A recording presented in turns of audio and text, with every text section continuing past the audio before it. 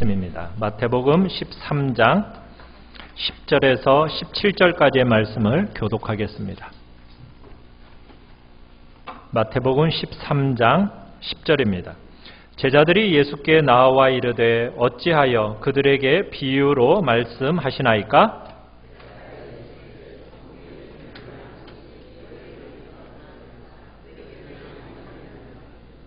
무릇 있는 자는 받아 넉넉하게 되되 없는 자는 그 있는 것도 빼앗기리라.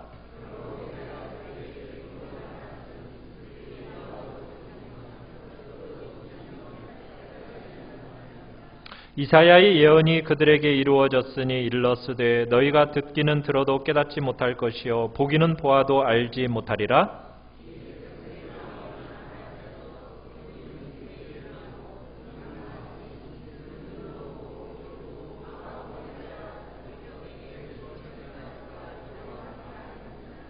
그러나 너희 눈은 봄으로 너희 귀는 들음으로 복이 있도다.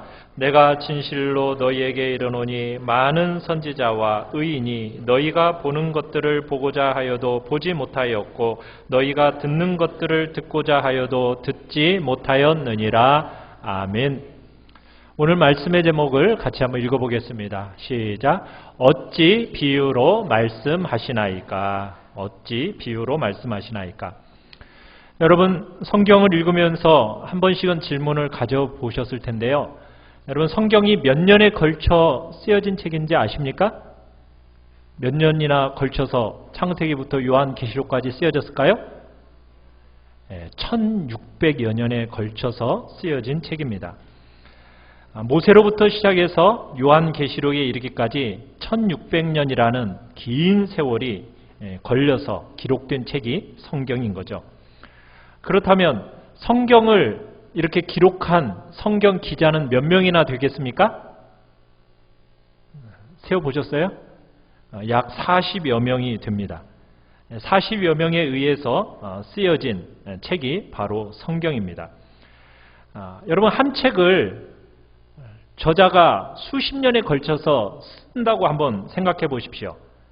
그러면 그 책이 그때그때 상황과 환경에 따라서 그 사람의 감정에 따라서 달라진다라는 것 여러분 참 여러분들도 생각할 수 있는 책이지 않겠습니까? 자, 그런데 1600년이라는 긴 세월입니다. 굉장히 긴 세월이에요. 문화도 다르고 상황도 다르고 또 사람도 다릅니다. 자, 그런데 1600년에 걸쳐 쓰여진 이 책이 놀라운 게 뭔지 아세요? 뭡니까? 일관성이 있다라는 거예요. 일관성. 통일성이 있고 일관성이 있다라는 겁니다. 학자들은 이 통일성과 일관성을 몇 가지로 요약해서 우리에게 가르쳐 주는데 저희 교회가 속한 복음주의 그룹들은 성경을 해석하는 중요한 원리 중에 하나가 기독론적인 방법입니다. 기독론적인 방법이라는 것은 뭐냐? 예수님 중심으로 성경을 풀어간다라는 거죠. 구원과 예수님을 중심으로 성경을 풀어가는 겁니다. 그러니까 구약의 모든 사건들도 누구와 관계에서 풀어가는 거예요? 예수님과 관계에서 성경을 풀어가는 겁니다. 그래서 예수님이라는 인물을 이 성경 속에 집어넣으면은 600년이라는 그 긴 세월의 간격이 있음에도 불구하고 성경이 통일되고 일관성을 가지게 된다는 얘기예요. 자, 그런데 오로지 이 기독론적인 방법 한 가지만 있느냐? 그것만이 유일한 방법은 아닙니다. 학자들은 여러 가지 방법들을 제시하고 있어요. 언약이라는 것도 제시하고 있는데 그런데 오늘 우리가 보려고 하는 또 한 가지 방법을 우리가 생각하고자 합니다. 자, 우리 1번 말씀 요약, 주보에 나와 있는 말씀 요약의 1번을 우리 같이 한번 읽어보겠습니다. 시작. 신구약을 관통하는 개념인 하나님 나라. 우리가 이제 오늘부터 시작해서 몇 달에 걸쳐서 성경을 성경되게 하는 중요한 주제로서의 한 개념인 하나님 나라에 대해서 우리가 생각해 보려고 합니다. 하나님 나라.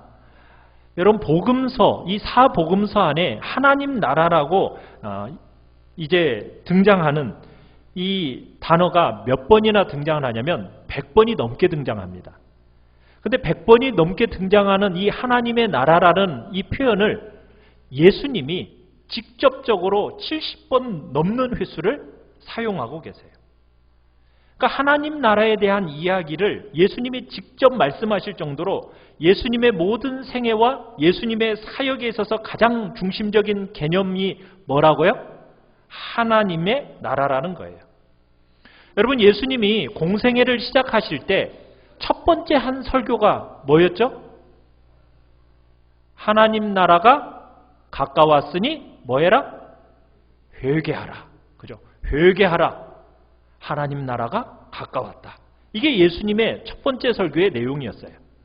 그렇다면 예수님이 십자가에 달려 돌아가시고 부활하시고 나서 승천하시기 직전에 가르치셨던, 제자들에게 가르치셨던 제일 중요한 내용은 뭐였을까요? 그것도 여전히 하나님의 나라입니다. 자, 우리 주보의 말씀 요약에 1번 나와 있는 사도행전 1장 3절을 우리 같이 한번 읽어보겠습니다. 시작.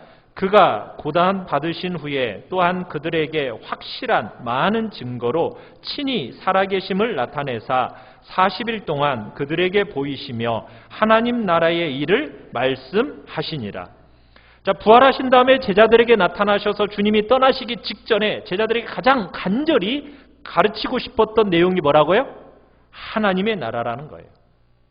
그래서 여러분이 이제 사도행전을 또한 보면은 사도들이 전한 복음의 제일 중요한 중심적인 내용 두 가지가 나옵니다.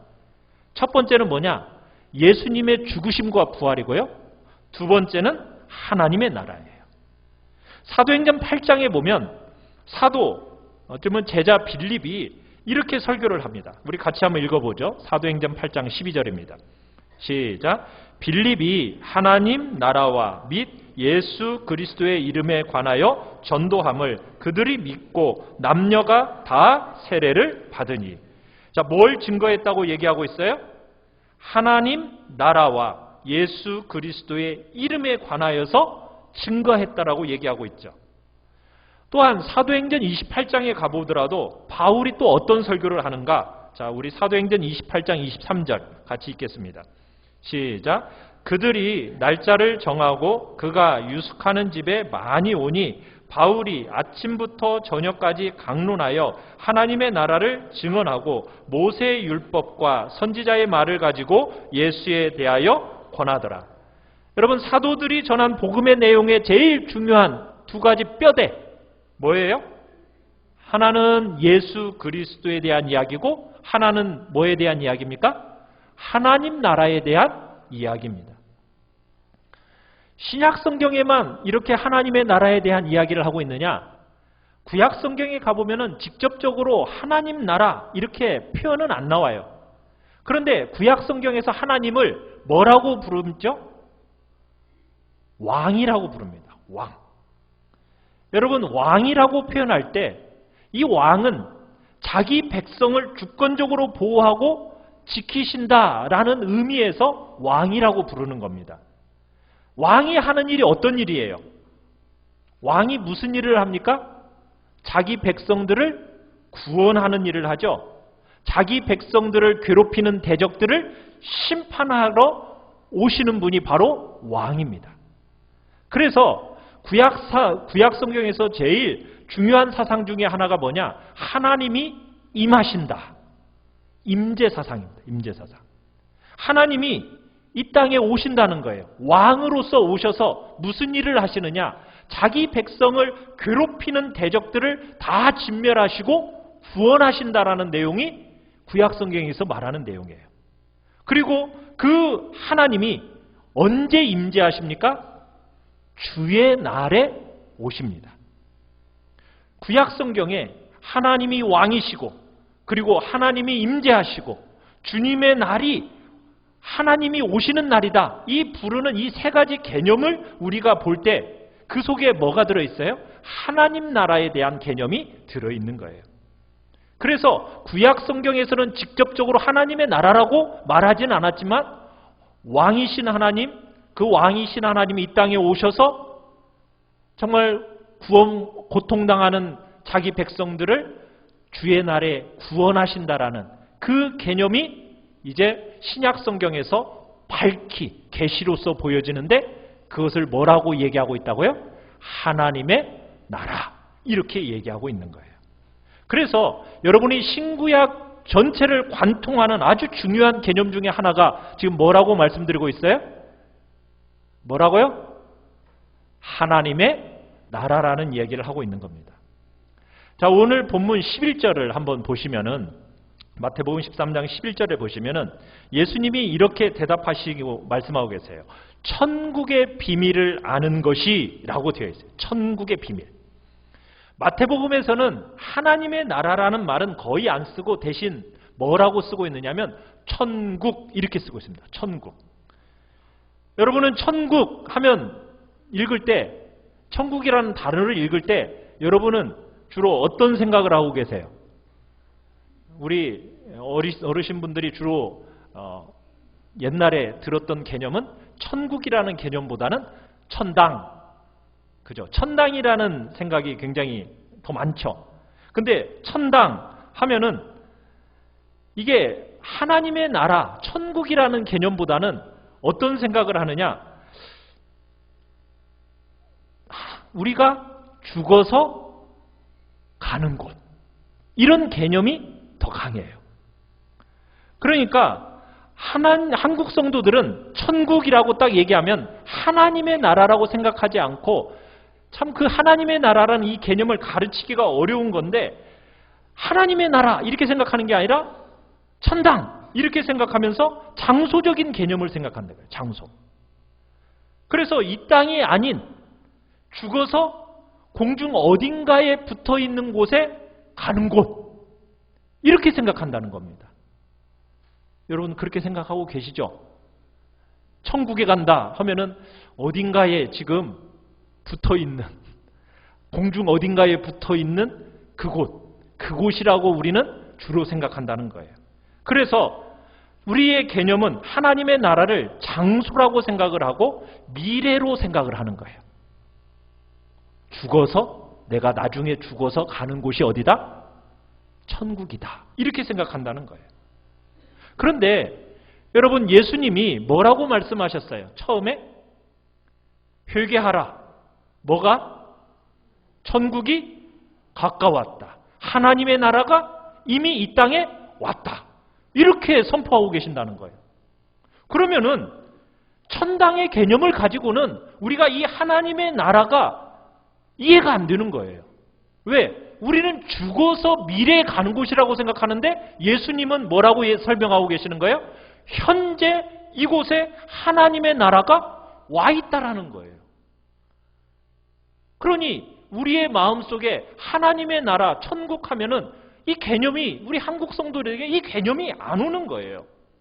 그런데 성경에서 말하는 천국, 하나님의 나라가 말씀하고자 하는 바는 무엇일까요? 천당의 개념이 아니에요. 하나님의 나라는, 천국은 하나님의 통치와 하나님의 다스림을 가리키는 거예요. 그러니까 구약 성경에서부터 신약 성경에 이르기까지 나라 이렇게 얘기할 때, 그 단어가 나올 때마다 그 나라라는 이 단어가 가리키는 건 뭐냐? 땅을 가리키는 게 아닙니다. 뭘 가리키는 거예요? 통치와 권세를 가리키는 거예요. 하나님의 나라는 무엇을 의미하는 거냐? 공간을 가리키는 게 아니라 하나님의 통치, 하나님의 나라, 하나님의 다스림을 가리키는 거란 얘기입니다. 한번 따라 얘기해 보겠습니다. 하나님의 나라는 하나님의 통치와 하나님의 다스림을 가리키는 것이다. 자, 우리 두 번째 같이 한번 읽어보겠습니다. 말씀 요약의 2번입니다. 시작. 밝히 드러난 하나님 나라의 비밀. 자, 주님께서 하나님 나라를 가르치실 때 우리 중에 아무도 하나님 나라에 가본 사람이 없어요. 하나님의 통치, 하나님의 다스림이 완벽하게 이루어진다는 것이 뭔지를 우리는 몰라요. 그러니까 예수님이 하나님 나라를 가르치기 위해서 뭘 사용하고 계십니까? 자, 우리 34절, 마태복음 13장 34절, 자, 주보에 나와 있는 같이 한번 읽어볼까요? 시작. 예수께서 이 모든 것을 무리에게 비유로 말씀하시고 비유가 아니면 아무것도 말씀하지 아니하셨으니. 그러니까 하나님 나라에 가본 적도 없고 하나님의 다스림과 통치에 대해서 상상조차 못하는 우리 인간들에게 그 나라를 가르치기 위해서 뭘 사용하고 오신다고요? 비유를 사용하신다. 비유. 그래서 하나님의 나라를 예수님이 오직 뭐로만 가르치셨다고요? 비유로만 가르치셨다라는 거예요. 그래서 우리가 이제 몇 달에 걸쳐서 그 비유에 대한, 예수님의 그 비유에 대해서 우리가 알아보려고 하는 거예요. 이 비유라는 것은 이 세상을 살아가는 사람들에게 있어서 아주 굉장히 익숙한 개념이에요. 물고기를 잡는 것, 농사 짓는 것, 여자가 날마다 빵 만드는 것, 이런 아주 일상적인 생활을 가지고 하나님 나라를 보여주시는 겁니다. 이 비유는 하나님 나라의 비밀을 계시하는 방법으로 사용하고 계시는 거예요. 자, 10절을 우리 같이 한번 읽어볼까요? 자, 오늘 본문 10절입니다. 시작. 제자들이 예수께 나와 이르되 어찌하여 그들에게 비유로 말씀하시나이까. 자, 예수님이 자꾸 이제 비유로 말씀하시니까 제자들이 의아해하면서 이렇게 질문을 하는 거예요.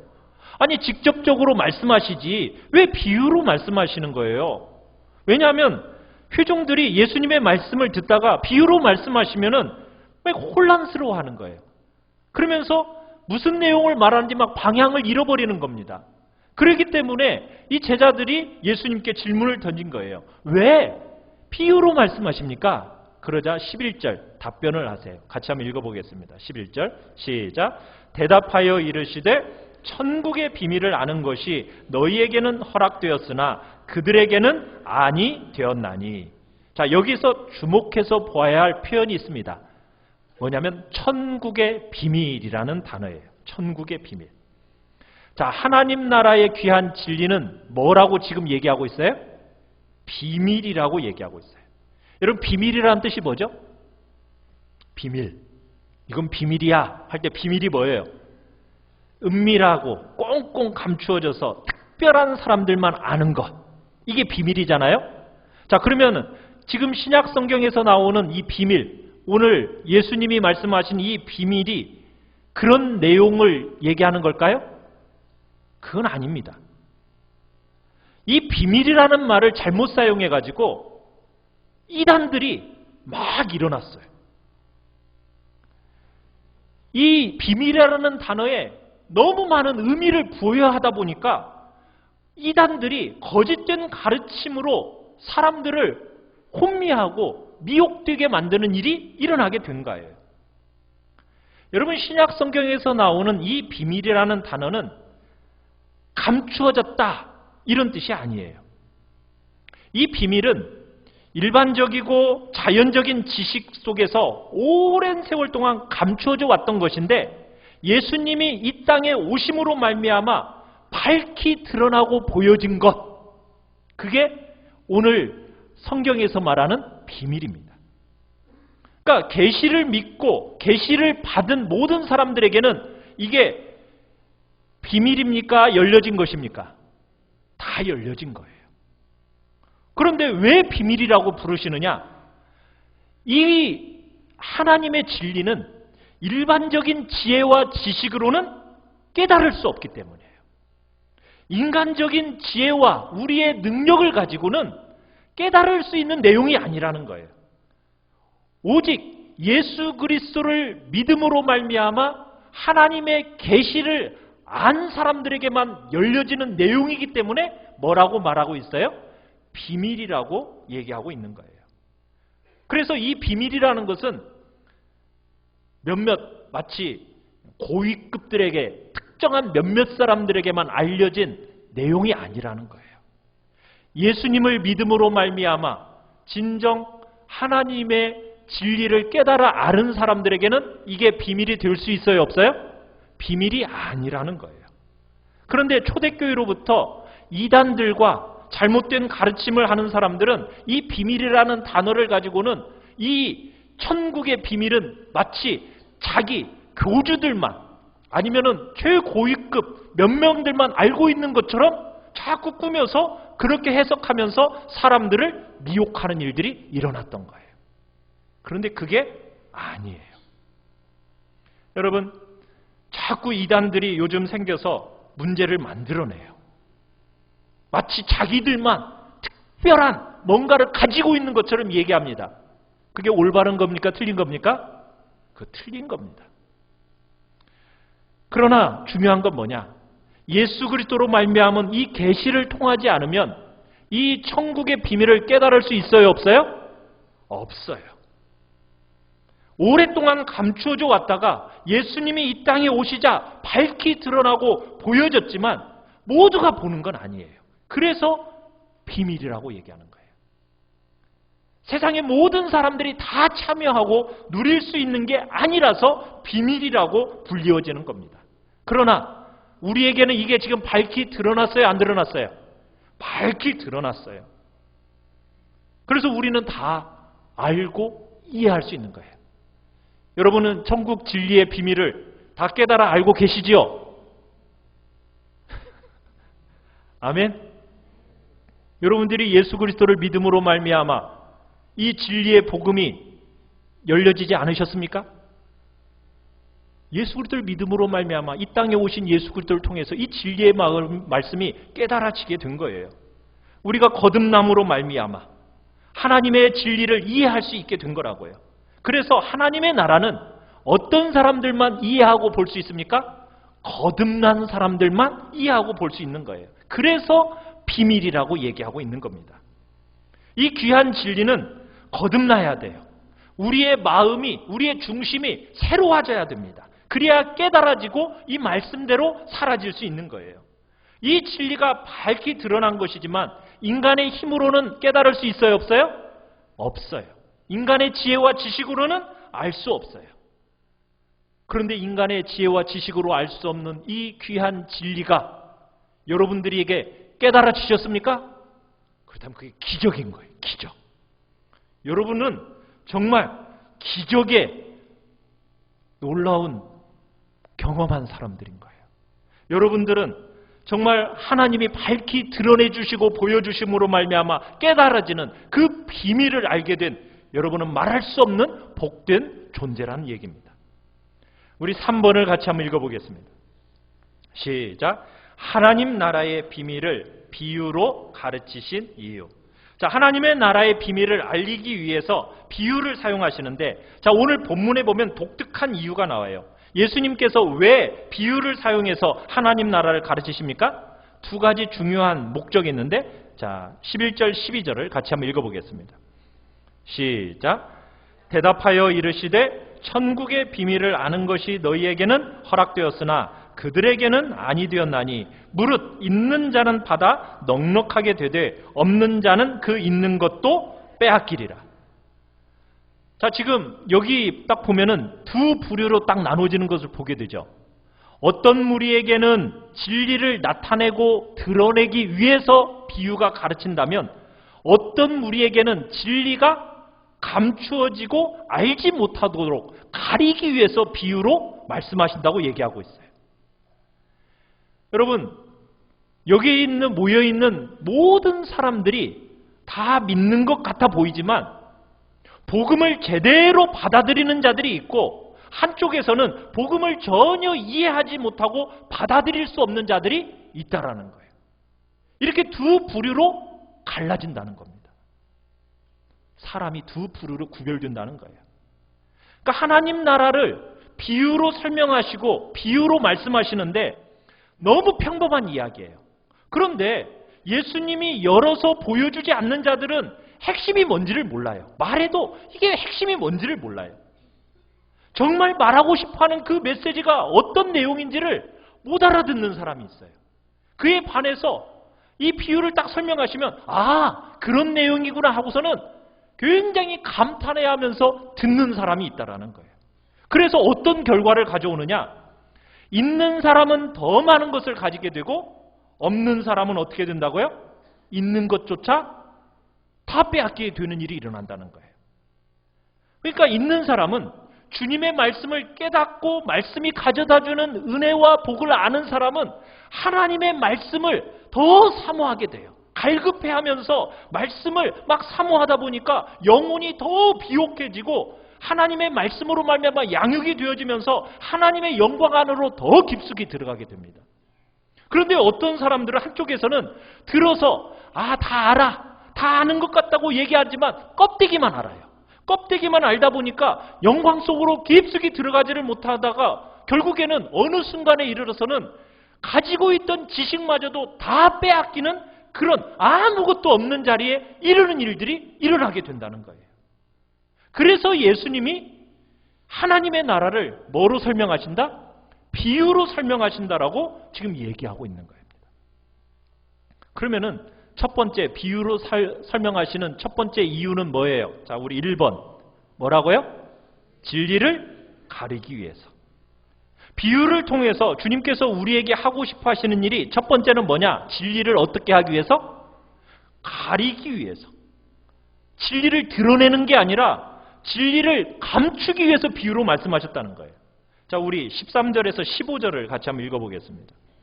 시작. 그러므로 내가 그들에게 비유로 말하는 것은 그들이 보아도 보지 못하며 들어도 듣지 못하며 깨닫지 못함이니라. 이사야의 예언이 그들에게 이루어졌으니 일렀으되 내가 너희가 듣기는 들어도 깨닫지 못하며 보기는 보아도 알지 못하리라. 이 백성들의 마음이 완악하여져서 그 귀는 듣기에 둔하고 눈은 감았으니 이는 눈으로 보고 귀로 듣고 마음으로 깨달아 돌이켜 내게 고침을 받을까 두려워함이라 하였느니라. 여러분, 비유를 주신 첫 번째 목적은 왜 주셨다고요? 감추기 위한 거라는 거예요. 어떤 사람들은요, 진리를 아무리 들어도 깨닫지 못하도록 감추기 위해서 비유가 사용되고 있다는 거예요. 약간 당황스럽시죠? 아니, 분명히 하나님은 어떤 하나님이신데 모든 사람이 진리를 알고 구원받기에 이르기를 원하시는 분이 하나님 아니신가? 그런데 하나님이 지금 긍휼과 자비와 사랑이 많으신 그 하나님이 지금 뭐라고 얘기하고 있는 거예요? 진리가 가리워져서 하나님의 나라의 이 진리의 복음을 깨닫지 못하도록 하기 위해서 지금 비유로 사용하신다니, 이게 하나님의 성품하고 이게 좀 맞지 않다, 이런 생각이 좀 들지 않으세요? 근데 좀 당황할 필요는 없습니다. 왜냐하면 오늘 이 13장이 나오는 이 12장으로 넘어가서 문맥을 살펴보면 그게 이해가 돼요. 오늘 13장은 비유장이라고 그래요. 이 비유장을 드시기 전 12장에서 어떤 사건이 나오느냐면 예수님이 안진뱅이, 귀머거리, 또 병자들을 다 고치셨어요. 다 고치시니까 예수님이 고치시는 것을 보고 유대인들이 뭐라고 말합니까? 저가 바알세불의 힘을 입어서 능력을 행한다, 이렇게 예수님을 비난하는 거예요. 그때 예수님이 그런 무리들을 향해서 뭐라고 말씀을 하시죠? 나를 너희들이 대적하는 것은 괜찮다. 그렇지만 성령을 회방하는 죄는 용서가 불가능하다, 이렇게 말씀하시는 거예요. 그러면서 오늘 13장이 등장하는 거예요. 누구에게 지금 이 비유가 가리워지는 걸까요? 정말 믿고 싶어 하는데, 깨닫고 싶은데 하나님이 너는 안 돼, 이렇게 말하실까요? 그런 게 아니죠. 너는 죄야. 저는 정말 깨닫고 싶은데요. 저는 하나님의 진리가 정말 알고 싶어요. 이런 사람에게 너는 내가 안 택했어. 너는 저리 가. 너는 저쪽으로 좀 빠져주는 게 좋겠어. 주님이 이렇게 말씀하실까요? 그렇게 말씀하시는 게 아니겠죠. 어떤 무리들에게 이 귀한 진리와 비유가 가리워지는 거겠습니까? 하나님의 아들이 이 땅에 왔어요. 그 아들이 직접 가르쳐요. 그런데도 불구하고 어떤 무리들이 있느냐? 마음을 딱 걸어 잠그고서는 안 듣는 무리들이 있다라는 거예요. 마음을 끝까지 강팍하게 하면서 그 하나님의 그 존귀한 일들을 왜곡된 잣대를 가지고 바알세불의 일이라고 폄하하는 그런 악하고 완악한 마음을 가진 사람들이 있다라는 거예요. 이미 거짓된 것에 의해서 배가 불러져 가지고 더 이상 그 하나님의 아들의 메시지를 듣기를 거부하는 사람들이 있다라는 거예요. 그런 사람들에게 그들의 눈과 귀가 다 멀었기 때문에 하나님의 말씀을 하나님의 아들이 가르쳐 와서 가르치는데도 불구하고 그 말씀을 귀담아 들으려고 하지 않는다는 거예요. 분명히 같이 듣는데 못 깨달아요. 같이 보는데 못 봐요. 왜요? 우리 15절을 다시 한번 보세요. 15절. 이 백성들의 마음이 완악하여져서 그 귀는 듣기에 둔하고 눈은 감았기 때문이라. 보기는 보는데 못 봐요. 듣기는 듣는데 못 들어요. 왜 그래요? 오늘날로 말하자면 편견에 사로잡혔어요. 편견. 편견에 붙들려 있어서 보지를 못하고 듣지를 못하는 거예요. 여러분, 사람이요, 딱 편견에 한번 사로잡히잖아요. 그러면요, 진리의 말씀을 보아야 할 대로 보지 않습니다. 그냥 안 보기로 작정해버려요. 그래서 못 보는 거예요. 끝없이 듣기는 들어요. 그런데 편견을 가지고 딱 듣잖아요. 그러면은 안 듣기로 결심해버리기 때문에 들리지가 않는 겁니다. 그래서 편견이라는 것은 굉장히 무서운 거예요. 교회에 대한 편견을 가지거나 목회자에 대한 편견을 가지거나 아니면은 또 다른 뭔가의 편견을 딱 가지는 순간 보이지가 않고 들리지가 않아요. 그래서 편견은 무서운 거예요. 여러분, 눈이 있다고 해서 다 보나요? 귀가 있다고 해서 다 듣나요? 자기 보고 싶은 것만 보고요. 듣고 싶은 것만 들어요. 그렇지 않아요? 여러분들도 뭔가를 보고 들을 때 내가 듣고 싶은 거, 그거 듣고 보고 싶은 것만 보지요. 그게 우리 인간이 편견에 사로잡혀 있기 때문에 나타나는 현상입니다. 그래서 우리가 똑같이 듣는데도 편견에 사로잡히면 안 들려요. 보이지가 않아요. 안 듣기로 결심하기 때문이고 안 보기로 작정하기 때문에 안 보이고 안 들리는 거예요. 지금 유대인들이 그랬어요. 15절 앞부분에 보시면 다시 한번 보시면 마음이 어떻게 되어서 완악하여져서 안 들린다라고 얘기하고 있어요. 여러분, 이 완악하다라는 표현은 뭐냐? 문자 그대로 번역하면 마음에 기름기가 가득 꼈다는 얘기예요. 기름기가. 먹을 것을 너무 잘 먹어가지고 간에 기름기가 가득 껴가지고 고지혈증이 그냥 막 생겨요. 여러분, 오늘 이스라엘 백성들의 마음이 어떻다는 거예요? 하나님을 인지하고 하나님을 모셔드리고 믿음이 있어야 할 자리, 그 자리가 어디야? 마음이에요. 그런데 이 마음에 뭐가 가득 꼈어요? 기름이 많이 끼어가지고 이 마음이 제대로 된 기능을 못하는 거예요.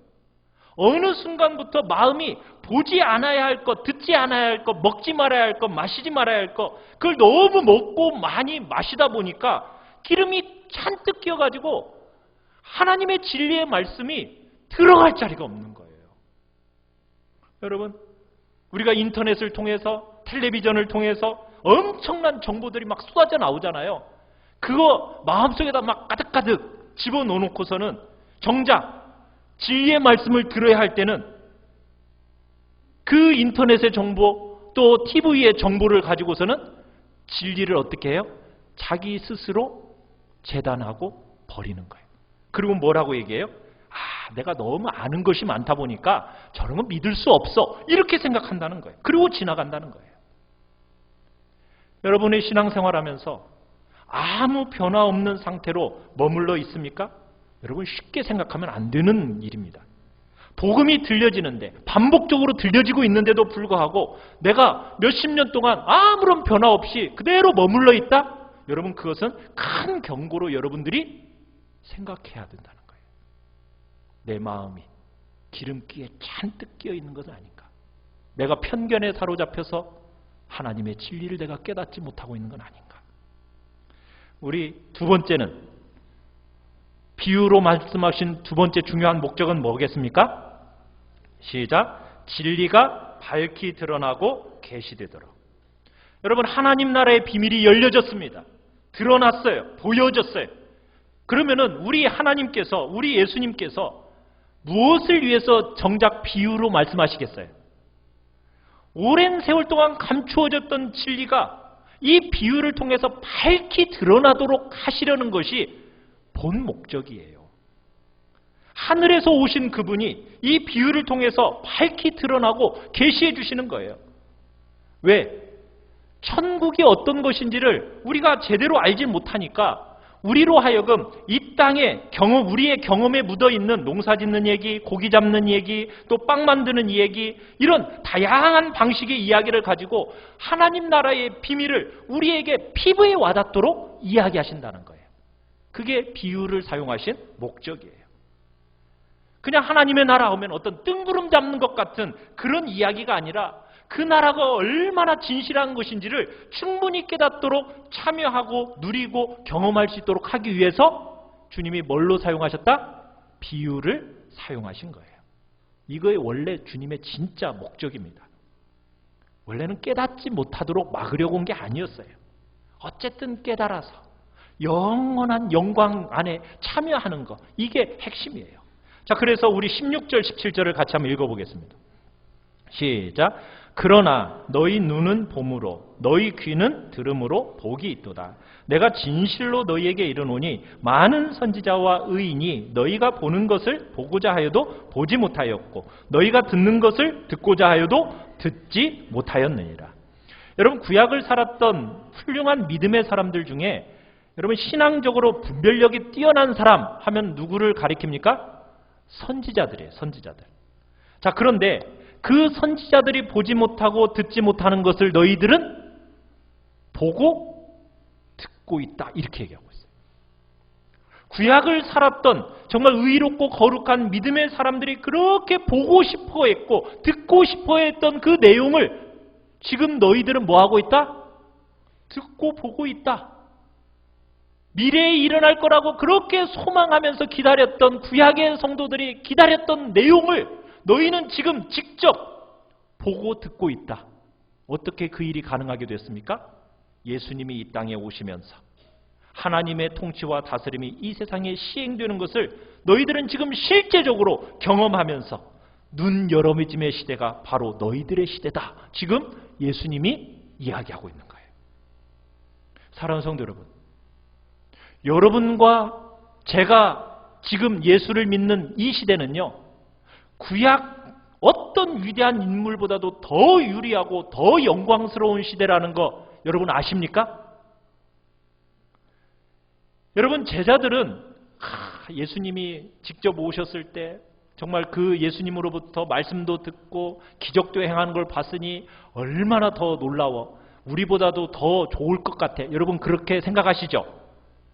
그런데요, 이 제자들보다도 더 영광스럽고 복된 사람들이 누군 줄 아세요?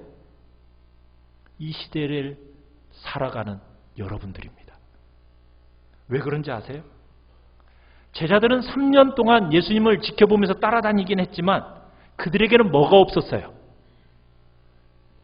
종합된 성경이 없었어요. 이 성경이 66권으로 완전히 종합된 성경을 그들은 가지고 있지 않았습니다.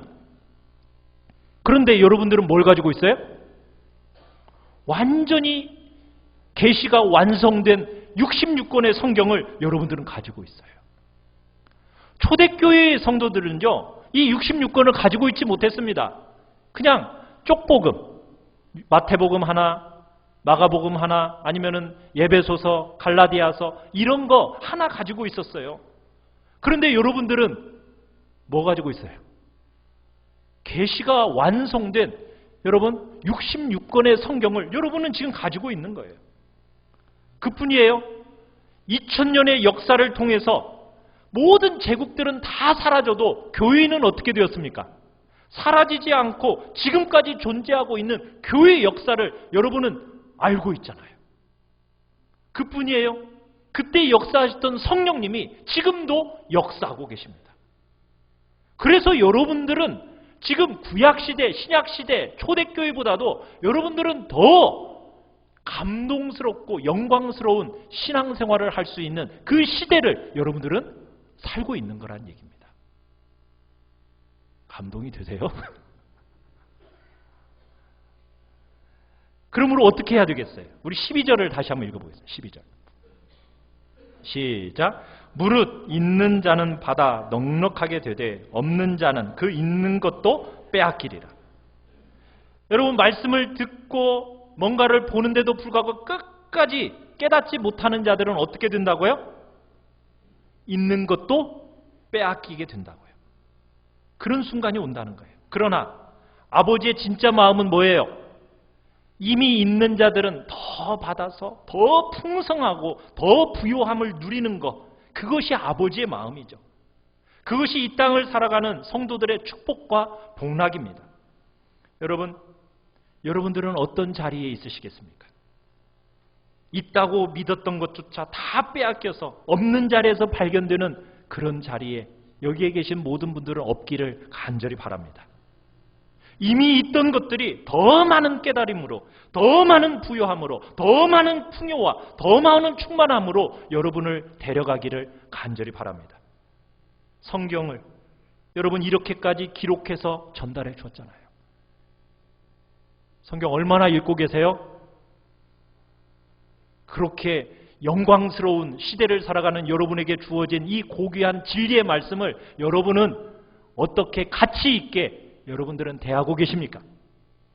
우리가 다음 주부터 비유 설교를, 하나님 나라의 비유에 대해서 들을 텐데, 여러분 이 여정을 마칠 즈음에는 정말 있던 것들이 더 풍성해지고 더 많아졌다라는 고백이 여러분 모두에게 있기를 간절히 바랍니다. 우리 같이 찬양합시다.